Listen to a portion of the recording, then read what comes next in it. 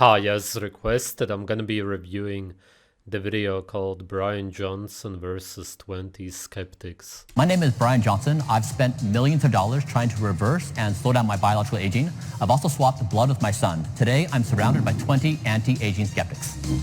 It's funny that he mentions that. My first claim, ending death should be humanity's #1 objective. I'm not even gonna say what I think about that. Hi, I'm Brighton. Hi, Brighton. Nice to meet you. How you doing? I'm doing well. First off, I want to say thank you so much for being here. I'm super honored to get the chance to talk to you. I hope this can be an opportunity where I can learn, where you can learn, and where we can teach the audience something. I'm not trying to prove you wrong, but I also don't want to misconstrue your words. So why do you think ending death should be humanity's top priority? Because I think this moment we live in is really special. We are giving birth to super intelligence. We all know that AI is moving very quickly, and we don't quite know what exactly it is, but it's big and it's fast. And so the suggestion I have is that in this moment, when we're giving birth to superintelligence, that we are wise to transition our focus from a world where we value death to one where we say we are the first generation who won't die. That basically we're saying we value existence. Is he saying that AI is super intelligence? That's really funny. That's such an unintelligent thing to say. Above all other things. So it's basically a contemplation of, if you're human on planet Earth in this part of the galaxy, what does intelligent life do when you're giving birth to superintelligence? We say existence. That is the #1 thing we care about. Right. So you have a faith in AI to get us to reach the point where we can avoid death. And I would say there's no concrete evidence right now that we have that we can end death. You're kind of basing that off of the empirical data and the studies regarding AI's progression. Is that correct? That's correct. Okay. He believes that health and longevity comes from new technology. So I've heard you say before that religion is a thing created to kind of make death okay and make the idea of death not as scary and that humans are very clever. Wouldn't you say that your faith in AI's progression to end death is kind of that same argument, that same faith, just to avoid death as a whole? Yeah, it's a good point. So what I say is that humans have always died. Up until this point, there's an end of life. Right. And when end of life happens, people have been coming up with reasons of why it's a good thing for hundreds of thousands of years. Right. So the idea may be you'll be reincarnated, maybe there's a heaven, maybe that you will achieve immortality in what you do and you'll be remembered for your deeds as a soldier or an entrepreneur or a poet or a politician.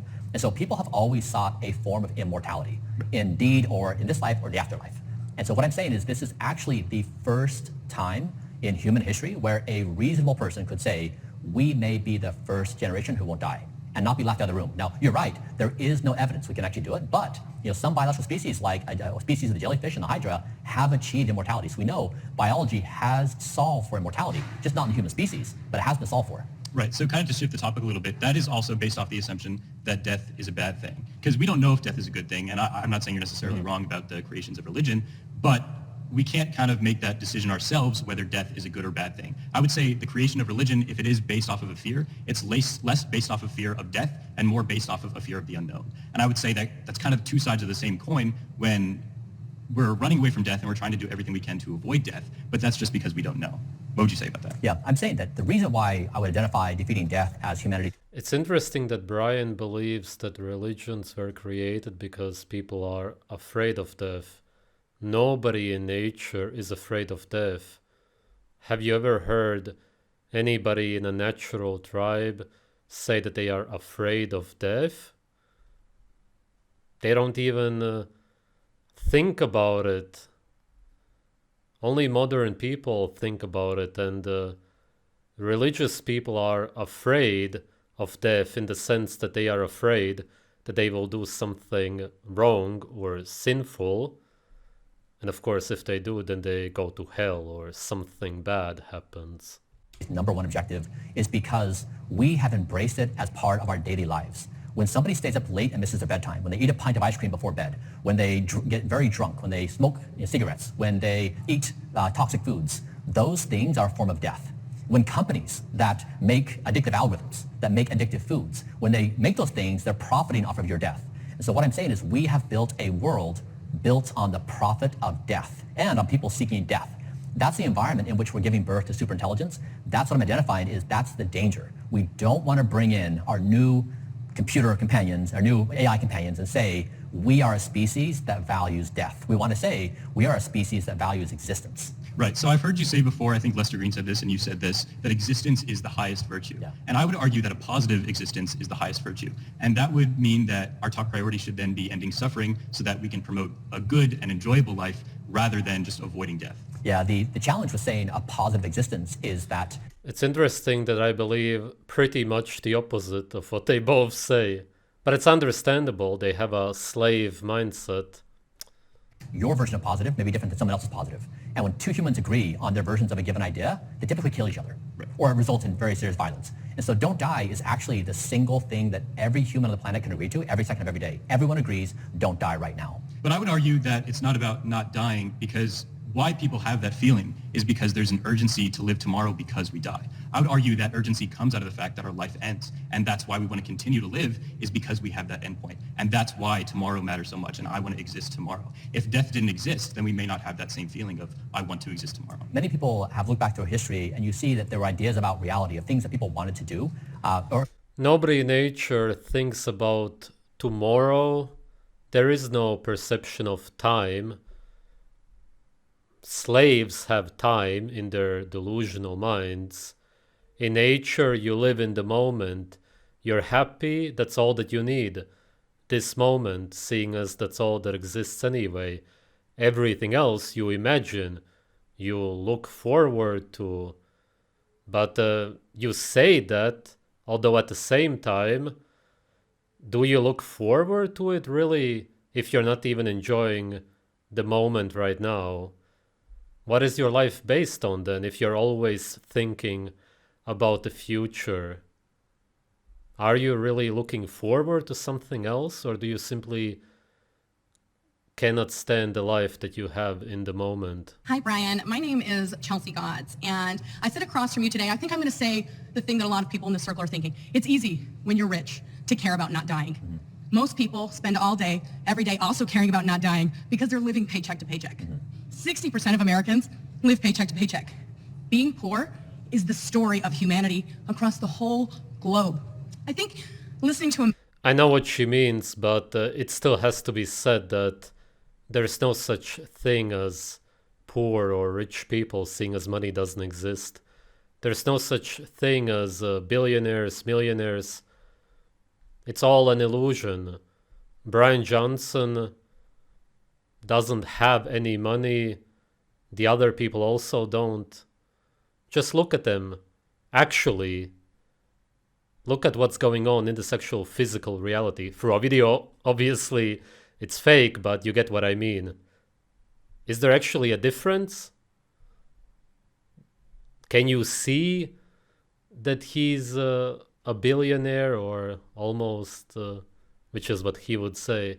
No, because there's no such thing. Man who doesn't know what it's like, how he's going to make rent next month. That to some of us, it feels pretty strange to hear you tell us that we're not focused on being alive. I think every person here is struggling to be alive every single day. Yes, but you're not struggling to be alive. You're struggling as a slave in the system because you were born into it. I understand why you ended up there, but you're not trying to live. That's not living. You cannot live in the system as a slave with chains around you. I think most people in this country are struggling to be alive every single day. And when they smoke a cigarette, it's not about whether they want to die. It's about enjoying that moment. I'm talking to a man who publicly... She's very emotional, over the top. There's something not right. has said that you eat pureed food every day. And you're telling me, a normal human being, who is like everyone else, struggling financially and whatnot, how I should be living my life. And I think there's something that's really disconnected about that. I also think that it's really false of you to claim that people are focusing their life on dying, when really all of us are focusing on surviving. That's why we're here. Every one of us is here today because we're surviving. We don't go to McDonald's and think, oh, this is killing me. We go to McDonald's because we don't have enough time in the day to make dinner, because we can't afford to go to the grocery store and buy a $20 steak. Just eat naturally. Eat raw meat. No need for preparation. Then again, you wouldn't have the money to buy good meat. I understand that. You can always hunt. It depends on where you live. Because we can't shop at Erewhon and get $40 of strawberries, you know? So I think a lot of us are here wondering, what does you, a person Yes, because strawberries are healthy. They're not bad, but it's just some berries. who's rich, who doesn't know what struggle is like, and who also talks about the fact that you use your own son's blood, have to add to us as humanity? Yeah. Hi, Chelsea. Hey. Yeah, I grew up with 4 other siblings, single mom. My mother made my clothes because we didn't have enough money for her to buy clothes for me. I went to school and I got made fun of because my clothes didn't fit and they were awkward. I didn't have money my entire life. I became an entrepreneur. I struggled for 14 years with no money whatsoever. So I understand what it feels like to have no money. I know what it feels like to be poor. So I've been through that. I also was chronically depressed for 10 years. I wanted to commit suicide desperately. I really would have committed suicide had it not been for my 3 kids. I felt like I had a responsibility to them. So I understand struggle. I understand pain. I was 50 pounds overweight. I was in a terrible shape. And so I understand what it's like to be that way. My argument is not to criticize you or anyone else. What I'm arguing is that companies have built their products to make you addicted and to make you ill. That's the core thing I'm trying to say, is that the most powerful economic engine in all of history, the American economic engine, has pointed He's right, and there is no actual excuse to eat actual real junk food. itself at creating addictive foods and phones and social media and porn and junk food. Do you not think that you're addicted to trying to stay alive? Do you not think that that's an addiction? Do you think not doing face fat, like fat injections in your face, constantly doing plastic surgery, do you not see that as an addiction yourself? No, I view it as a pursuit, and we're trying to figure out how At least he doesn't deny it. That's nice. So if I change the name of my addictions to a pursuit, then maybe you'll think that it's socially acceptable? I think that we share something in common, that neither one of us wants to die in this moment. I mean, not today, but sometime, hopefully. Hopefully. Yeah, and I think that a lot of people would change their opinion and want to exist if the conditions of society were not so brutal. It's not fair for... What have you done to change those brutal conditions in society? You're a person who has literally hundreds of millions of dollars, and you spend $2 million every year trying to look younger. And honestly, you look your age. Yeah. Like, that's the reality. And I'm not even the first person to say that. So what are you doing to make humanity better, really, other than pursuing your own vanity? Yeah, well, I share everything I learn from all the scientific evidence with everybody for free. But it's scientific evidence from your own body, right? So the study isn't terribly useful to the general population because a black woman isn't going to have the same biometrics as a 48-year-old white man. So, I mean, in some ways, it's kind of a selfish pursuit that you're trying to make it seem like it's altruistic. I feel like that's the disingenuous part of this conversation, is that you're coming at it from an argument of altruism, but I see it, and I think a lot of people in this room today see it as selfishness. Usually he looks older than he is. In this specific video, they did a good job with the makeup. He has some kind of oil on his face. The hair is dyed. He always shaves. He tries to look as young as possible. Then you have the Botox and whatnot, the plastic surgeries, which he doesn't deny. But that has nothing to do with health or even anti-aging. You're just faking the way your skin looks like, for the most part, which is how we usually tell if somebody looks old. The dark eye circles are still visible, even with the makeup. Without the makeup, they would be insane. Obviously, he tried to look as good as possible for the video. And greed to try and hold on to life as much as you can. So much so that you bragged about using your teenage son's blood, which I have to tell you, history is not going to be kind about that. Nobody thinks about that woman in the Turkish royalty who bathed in handmaiden's blood and has a positive feeling about that. I don't think anyone is going to read about you in the future and be like, oh, wasn't that great? Wasn't that awesome that Bryan Johnson used his own teenage son's blood to make himself younger? No one's going to feel that way. So 2 things. One is the evidence is based upon population level evidence. It's not on Bryan Johnson. It's not 48-year-old males. It's population level evidence, where you can make conclusions like 7 to 8 hours a night of sleep is good for... And that's something that rich people get to do and poor people don't get to do. Do you think rich people are working overnight shifts? They're not. Yeah, you need to give me a little space to respond. Sure, of course. Okay, so you did the other thing you're saying about my son's blood. So the reason that came about is my father is now in his early 70s. He has cognitive decline. He called me one day and he said, Bryan, I'm suffering that I can't now complete basic work projects. I'm losing my mind and I'm terrified.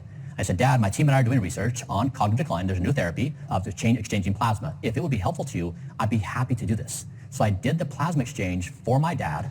Instead of eating what you're naturally supposed to eat, simply drinking blood, eating raw meat, they do this. because he's losing his mind. Now, my son said, hey, Bryan, or Dad, if you're doing this, I'm happy to do it too. We'll make it a tri-generational thing. It wasn't me and my son. It was me doing it for my... It's actually pretty interesting how in our society, it's normal to inject blood, especially if there's a life-threatening injury.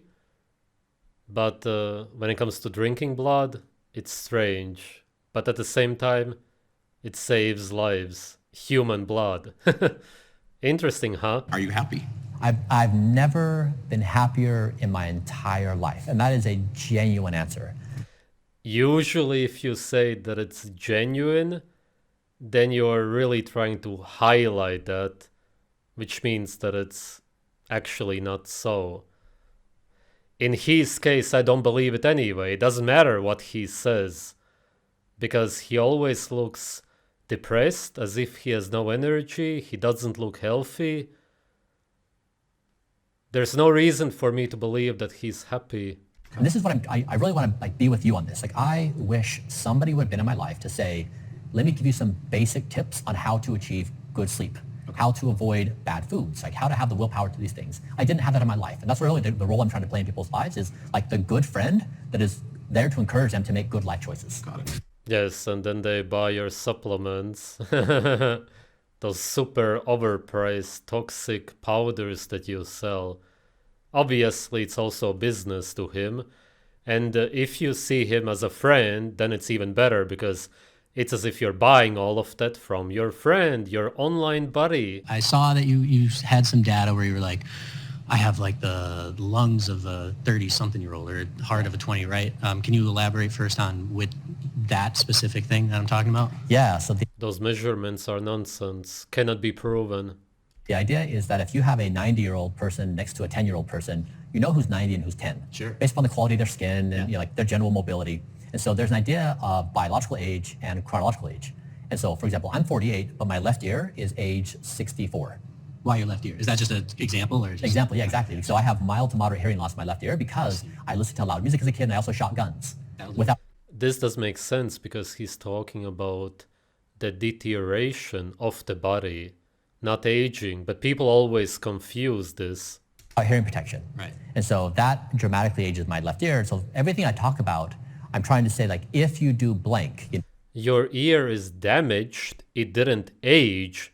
It's not as if you injure yourself and then that part of your body ages. It's injured. How can people confuse this? Fast food companies have used the best science to create the perfectly addictive food with the right amount of fats, proteins, and sugars. It hits a peak dopamine moment in the brain. So they are... It's not really so much that. There's actual drugs, addictive chemicals in those so-called foods. I think encouraging people to spend a significant portion of their time being stressed about their diet is actually counterintuitive to what you claim to be a proponent for, which is life. Because I think constantly being worried about every single thing that we put in our bodies can actually have really negative impacts on our psyche and our well-being. And as a person who, again, spent 17 years reading the ingredients of everything, poring over what was in a package that I was eating, I can tell you that the freedom that I feel not having to think about that is actually wonderful.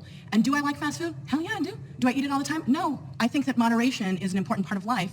So not only do I think that there's a classist part of this, I also think there's an enjoyment part of this. And in some ways, I know that you've been told by other people that you don't live your life, and I kind of agree. I think you spend most of your life being worried about a lot of things. I think you wake up in the morning being worried about being old. You wake up in the morning being worried about what you put in your body. You puree your food and eat it like a baby, and people don't want to do that. You know what I do want to do, though? Sometimes eat a freaking chicken sandwich from the drive-thru. I just think thinking about your food all...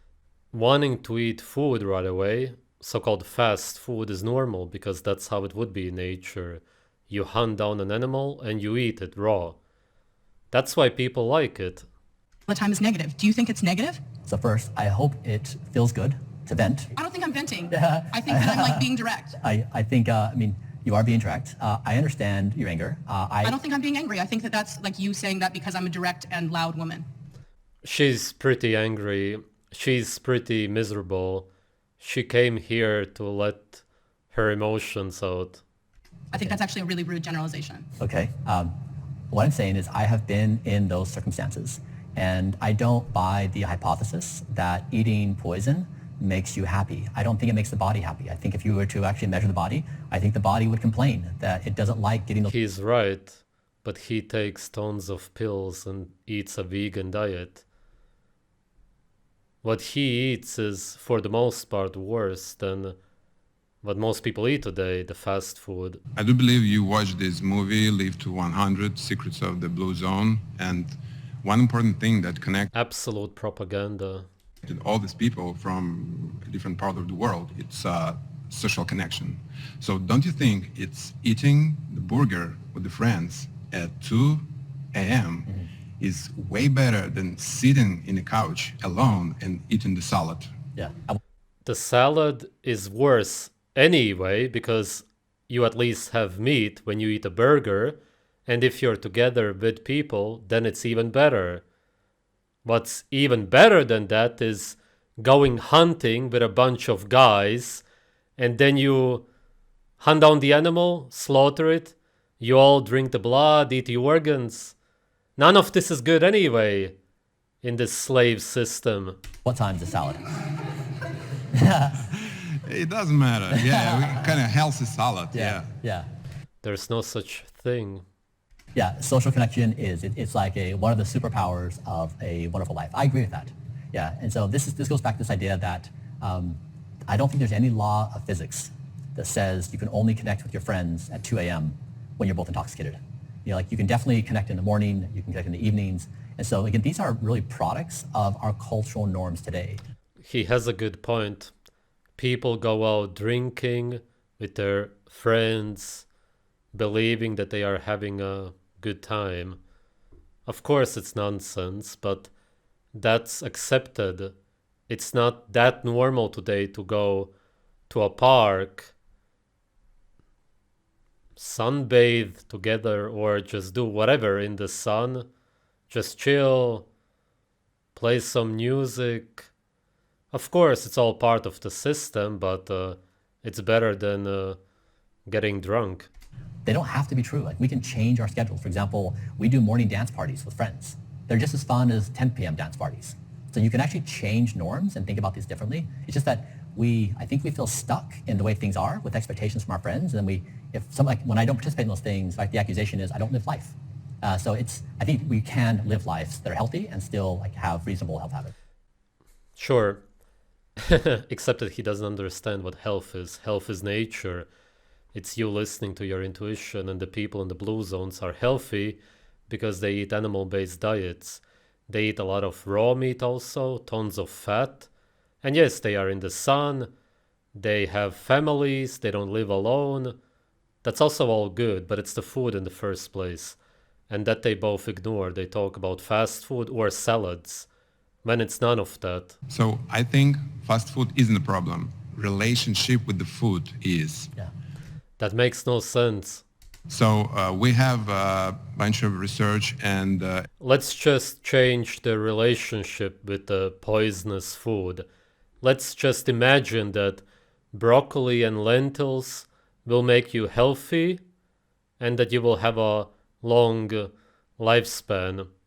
Let's just try to change it in our heads. Let's ignore this physical, natural reality. Let's go beyond that. That's what people believe today. experiments when the people eat fast food and they stay in a calorie deficit and they decrease the body fat percentage. Mm-hmm. That's what they always talk about, body fat. Yeah, it's a little bit important. It's just an indicator of what you're eating. But how is that going to help? You eat garbage, and that's why you will get sick. You will suffer anyway. It doesn't matter if you lose the extra fat. And the cholesterol level. Does it mean that fast food isn't bad? What do you think? Yeah, I think if you look at the ingredients of fast food, there's a lot of evidence to suggest it really could be very harmful. In fact, it could potentially contribute to some of the worst human diseases. And so I don't think it's a good idea under any circumstance to eat fast food. And I think it's something we should collectively agree as a society, we don't want it anymore. That's pretty good, but eating seeds and plants and taking 100 pills is even worse. That was quick. Gotcha. How you doing? I'm good. How you doing? Good to see you. So the claim is that sleep should be everyone's number one priority. Where does that factor in foundationally with water? Yeah. Because you can live a long time with no sleep, but I don't think you can live a week without water. Yeah. So when we If you're gonna go even one day without sleeping, you're gonna be suffering a lot. 2 days, it's torture. You could go 2 days without water. He probably also means other kind of liquids. I've gone 11 months without drinking water. Of course, I drank fruit juices, for example, and right now I haven't had water in months. It's very rare that I drink it. But if he means liquids in general, then you could still go days without it. It's not going to be fun, but it wouldn't be as bad as going without sleep.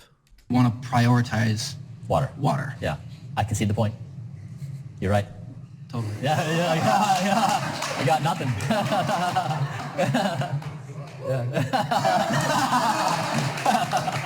You basically are acknowledging that good, healthy habits are good ideas for every outcome, that you feel better, like you want to work harder, that you have more willpower. That I'm arguing that these things are intuitive, they're obvious, and we all... It's interesting that he says intuitive, even though in other videos he has said that he doesn't listen to his intuition.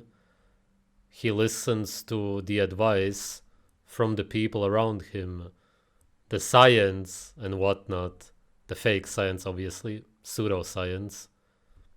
want them, but society puts so much pressure on us to do these things and get us to be addicted to these things. It's very hard for us to have the self-control to...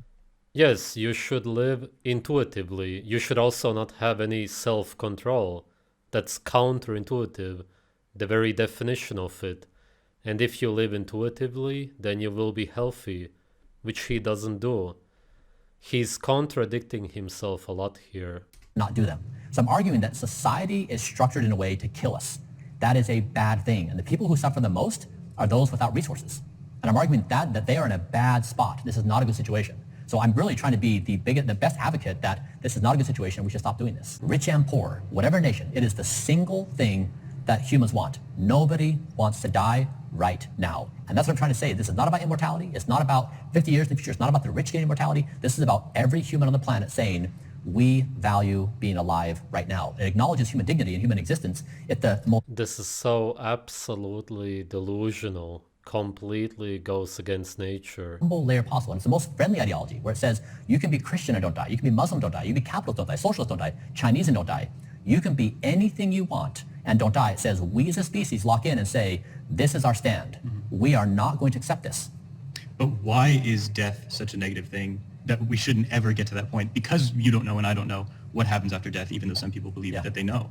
Aren't we then, because we are afraid of it, because I'm afraid, I assume you're a little bit afraid to die, but we don't know what it is. We don't know if it's a negative or a positive. So by avoiding it, aren't we depriving ourselves of that experience of death? Yeah, so I'm not afraid of death. And if somebody wants to die, that's their prerogative and totally cool. The problem is when the concept of death is part of society, people build things that cause other people to die. That's the problem.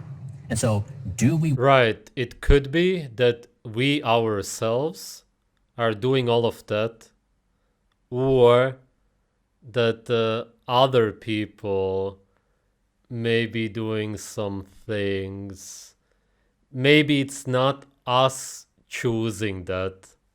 want to introduce superintelligence to our world and say, we are a species that thinks it's cool to do things that cause other intelligent species to die. I don't think that's the move. I don't think we want that part of our society. I don't think we want that to happen. I agree. And I would say, although with great power obviously comes great responsibility, and you are a big influencer and you have a lot of influence on people's decisions. So saying things like that, like we shouldn't motivate people to eat unhealthy, like we shouldn't generally eat fast food, I can agree with that. I think specifically there are problems with that claim. I would push back on that a little bit because things like food deserts exist where people don't have access to healthy food. People don't have transportation to healthy food. And while I think it is true, people should eat healthy and they probably will feel better if they eat healthy. Nobody in that room understands what health is, what healthy food looks like. They talked about salads, plants, as if humans in nature would eat that. And those are all man-made plants anyway. They don't even exist in nature. Those people were pretty delusional for the most part. Bryan Johnson is, of course, always mentally living somewhere else in a different reality, but the others were not much better, even though those were supposed to be the skeptics. They don't understand what a healthy so-called lifestyle looks like. The more natural your life is, the healthier it will be.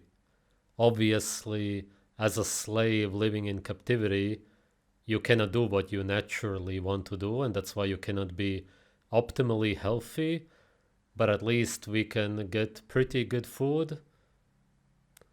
It depends on where you live, but that's still possible for the most part, although that's also changing. When it comes to doing what you naturally want to do, you can pretty much forget about it for the most part. Bryan Johnson isn't gonna live a long and healthy life. His life is already not healthy. I don't believe that he's happy. I just don't buy it. I've reviewed a lot of his videos and you can see that it's fake. Everything about him. His looks are fake, the makeup, the effects on the videos. And I understand why he does that, especially from a business perspective.